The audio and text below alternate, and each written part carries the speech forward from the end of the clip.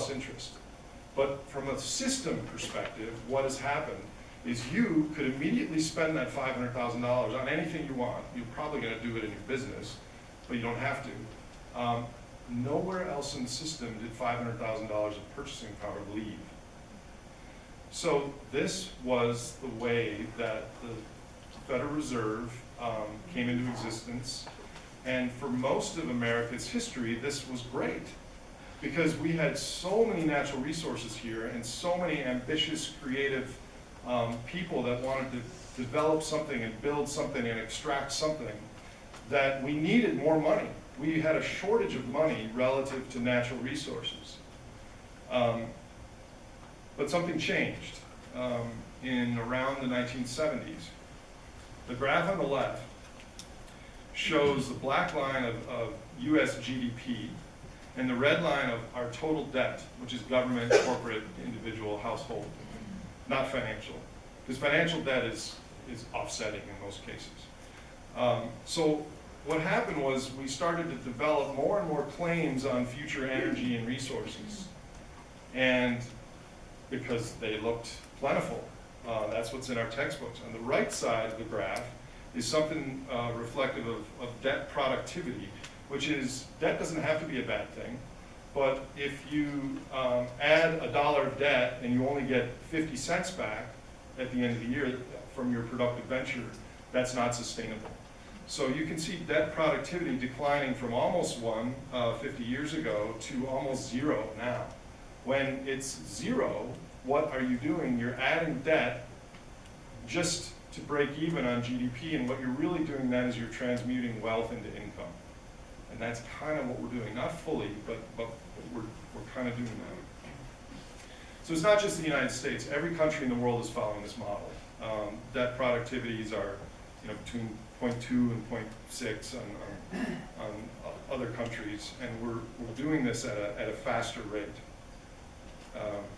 So let's think about that just briefly. If a helicopter or a series of them came over Minneapolis and dropped $5 billion of cash, what would happen?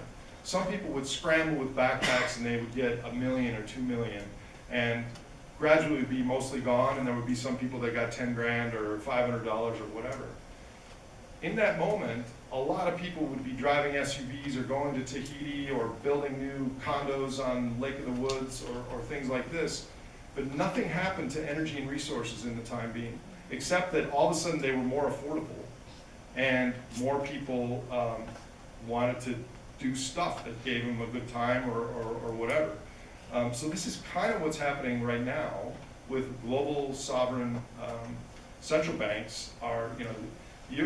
The Federal Reserve is buying 50% of our debt. They just buy it directly. It doesn't go to the open market, they buy it. They're buying, at least as of last year, they were buying 100% of new mortgage issuance. I'll get to that a little later, the implications. So basically a micro and macro lens for debt. What does debt mean? Well, from a micro lens, it means that there is a debtor and a creditor. In that sense, it's a zero-sum game. And in that sense, it means that someone's getting all the chips and wealth inequality is increasing. In a macro sense, it's a Ponzi scheme because we're creating more and more claims on a static amount of resources. Okay, getting from the boring to the more interesting parts of the talk. We are risen apes, not fallen angels, and I know that may sound controversial to some people, but this is our family tree. We share 98% DNA with those were pygmy chimps, also called bonobos, 90% with a cow, 80% with a cat, 70% with a mouse, 60% with a fruit fly, 50% with a banana, etc. We are kindred to every living thing on the planet. There was a new paper out this week that showed that actually 99% of our genes predate primate evolution of 50 million years ago. And there are only 19,000 workable genes in the human genome. And all these things that we thought were workable proteins, actually it works on gene regulation. And the difference between us and a mouse is only 10 workable genes. That's the new hypothesis. So it's stunning, but we are related to everything on the planet. It may not be, the more you delve into it, it may not be that unbelievable, but in America, it's somewhat unbelievable. So why do I bring this up? Because in order to address what's facing us on the energy and the environmental side, not only as a species do we need to know where we came from, but as individuals, we need to know. You can read psychology and sociology and see how people react, and that literature is fine, but unless you know the core drivers of how this happened, it's not as robust of an explanation. So Homo sapiens evolved in a period of scarcity on the Pleistocene. So things that drive us today are, I'm going to talk about in a second, called supernormal stimuli, which is things that didn't exist in our ancestral environment, but now we see them. So we basically have three regions of the brain. We have the reptilian core system, we have the neomammalian system, and then we have the neocortex, which is our thinking, doing homework, doing mortgage payments, etc. Now they all three work in concert optimally, but sometimes the older regions of the brain kind of go off and do their own thing involuntarily. Oh my So, and Kurt is not going to invite some crazy guy in here. But what that was doing is her neocortex was listening to what I was saying, but then her fight or flight response couldn't help but move. And so these things are happening to us all the time. Okay, steep discount rates.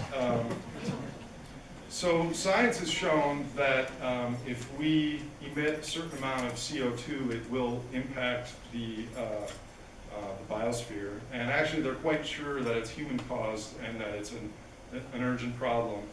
And actually, they're 95% sure, and we better do something about it.